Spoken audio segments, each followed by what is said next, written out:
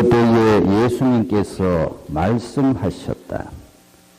내 양들은 내 목소리를 알아듣는다. 나는 그들을 알고 그들은 나를 따른다. 나는 그들에게 영원한 생명을 준다. 그리하여 그들은 영원토록 멸망하지 않을 것이고 또 아무도 그들을 내 손에서 빼앗아 가지 못할 것이다.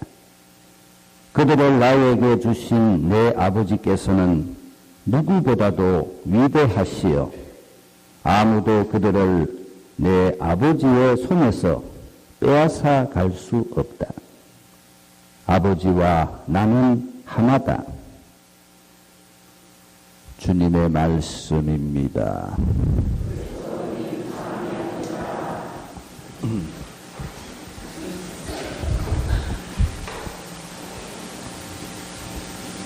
마르코 복음 시험 한 달 남았습니다. 열심히 보고 계세요? 8장까지입니다. 8장까지. 1장부터 8장까지. 이렇게 읽어보면 40분 정도 걸리죠? 천천히 읽어도 한 40분 정도 걸립니다.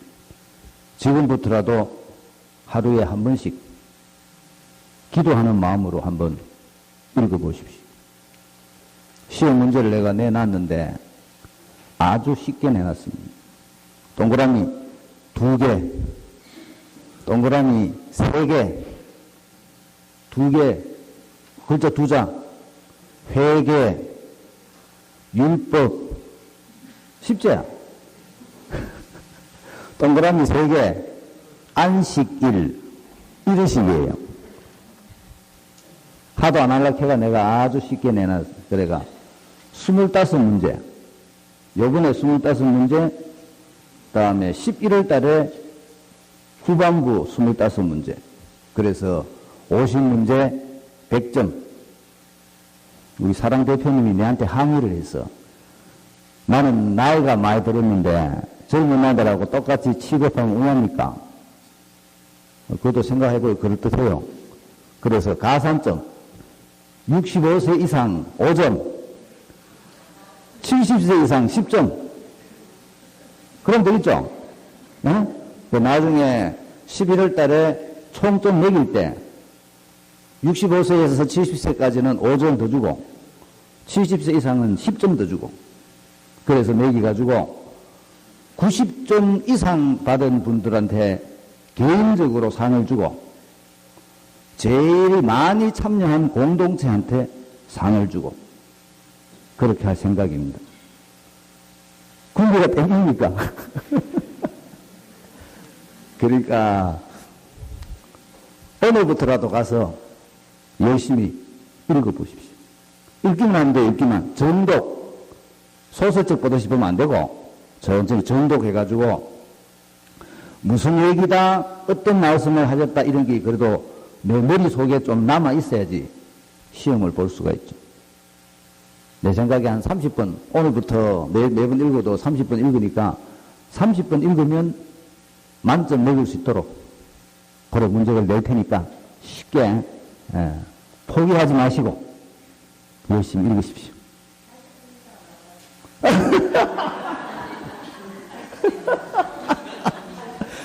80세 이상은 70세 이상으로 같이 쳐야죠.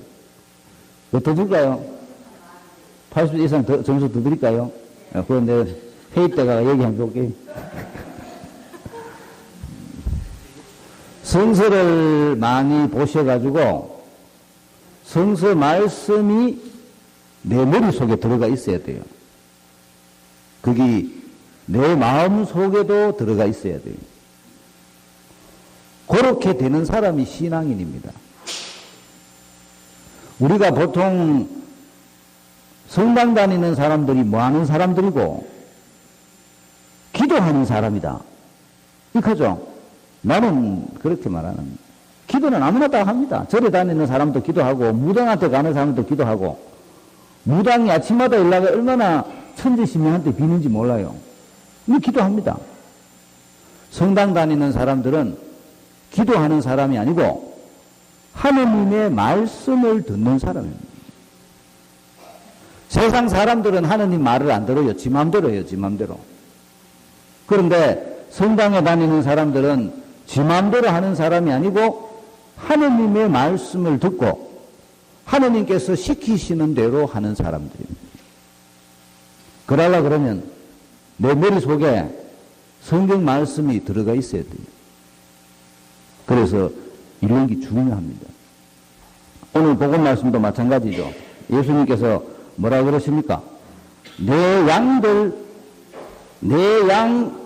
다른 양 구별 짓는 기준이 있다 그러죠? 그게 뭐라 그럽니까? 목소리를 안다는 겁니다. 목소리를. 내 양들은 내 목소리를 안다. 이 굉장히 중요한 말입니다. 내가 하느님에게 속해 있느냐 안 했느냐 그 기준은 내가 그분의 목소리를 안다는 거죠. 내가 그분의 목소리를 안다는 말의 의미는 뭡니까? 그분하고 내하고 친분이 있다는 겁니다. 친분이. 그 사람하고 내하고 서로 사랑하는 사이라는 겁니다. 예수님과 우리의 관계가 그렇습니다. 사람들은 보통 예수님을 숭배의 대상으로만 생각합니다. 내가 그 앞에 가가 기도하고 그 가가 미사 드리고 그 가서 절하고 내 소원을 말하고 그런 숭배의 대상이 돼서는 그분의 말을 알아들을 수가 없어요. 숭배의 대상이 아니라 사귐의 대상이 돼야 됩니다.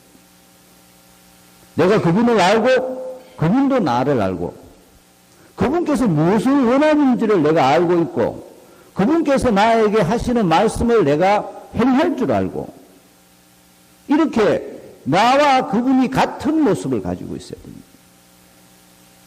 오늘 말씀하셨는데 밑부분에 예수님께서 이렇게 말씀하시는데 아버지와 나는 하나다. 아버지와 나는 하나다. 우리 지난번에 성경 공부하는 팀들한테는 내가 그 그림을 그려줬었는데 원칙적으로 얘기하면 이렇습니다. 원이 있는데 원 제일 안에 있는 또 다른 원이 하느님이에요. 하느님. 그 바깥 원이 예수님. 세 번째 원을 그리고 세 번째 원 안에 들어가 있는 사람들이 제자들입니다. 그래서 그 제자들은 예수님 안에 있고 예수님 안에 하느님이 계시기 때문에 요 제자들이 예수님의 제자들이 예수님과 하느님께서 원하시는 것을 하는 사람이 되는 거예요. 그게 제자의 역할입니다. 우리들의 역할도 하느님한테 빌는 사람이 아니라 하느님의 모습을 보여주는 사람. 요거를 깨달아야 돼요.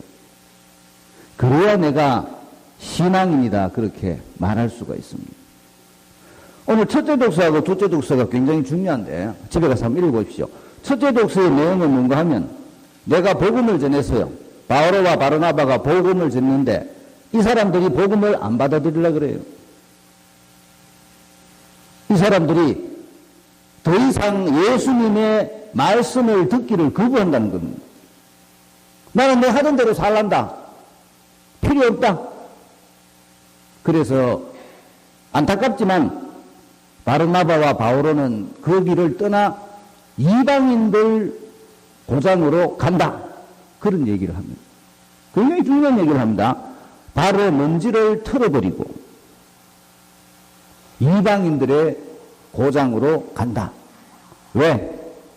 누구가 안 받아들이니까. 예수님의 복음은 내가 받아들이고 받아들이지 않고에 달려있는 것이지 그분께서 베푸시는 기적을 따라가는 데 달려있는 게 아닙니다. 그리고 받아들이지 않으면 언제든지 다른 곳으로 떠날 수 있도록 그렇게 되어 있어요. 두째 독서는 뭐를 얘기해 주는가 하면 예수님의 말씀을 받아들이고 예수님의 가르침에 따라 살았던 사람들이 마지막에 얻게 될 영광에 대해서 얘기를 해줍니다. 이렇게 얘기를 하시죠. 다시는 줄이지도 목마르지도 않을 것이며 해도 그 어떠한 열기도 그들에게 내려쬐지 않을 것이다. 생명의 샘으로 그들을 이끌어 주실 것이며 하나님께서는 그들의 눈에서 모든 눈물을 닦아 주실 것이다. 이 두제독서의 이야기가 세상 마지막에 있을 이야기라고만 생각해서는 안 됩니다. 우리가 이 세상 속에 살면서 정말로 예수님의 가르침에 따라서 살 때 예수님께서 우리들에게 주실 보상이 이런 거라는 거죠.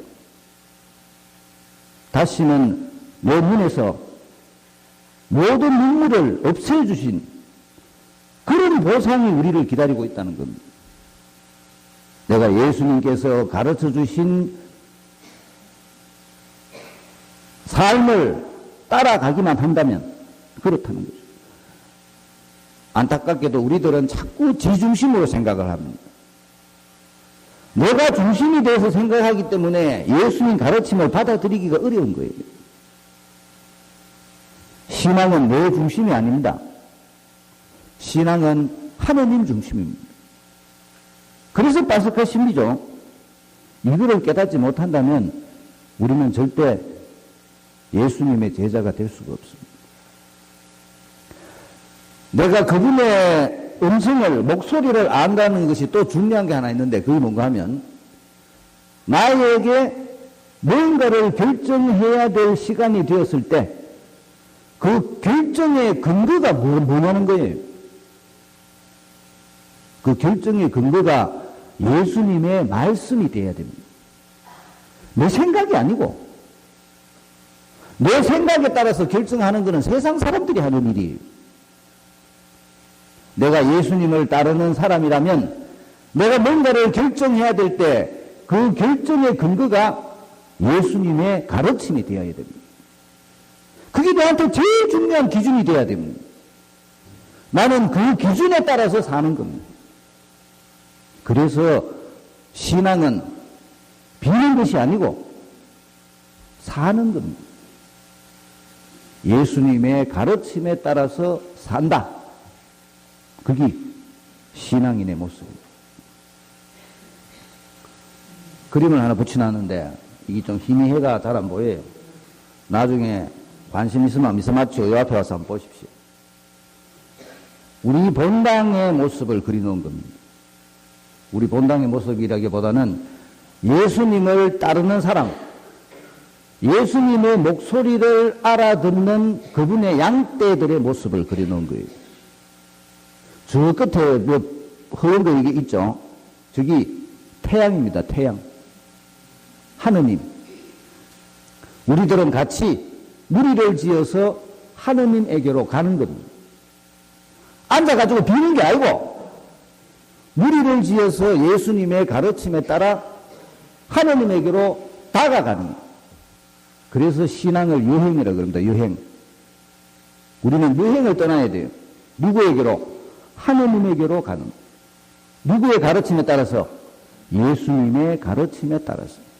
그렇게 길을 가는 겁니다. 우리가 함께. 이게 신앙인의 모습이에요. 이런 모습을 가지려면 제일 중요한 게 그분께서 일러주시는 방향에 따라서 갈 줄 알아야 됩니다. 그분께서 일러주시는 방향에 따라서 가기 위해서는 필연적으로 그분의 목소리를 알아야 됩니다. 그래서 성경을 보는 거예요. 그분 목소리를 알아듣기 위해서. 우리가 함께 이런 길을 갈 때 두째 독서에서 얘기했던 그런 보상이 우리들에게 주어질 겁니다.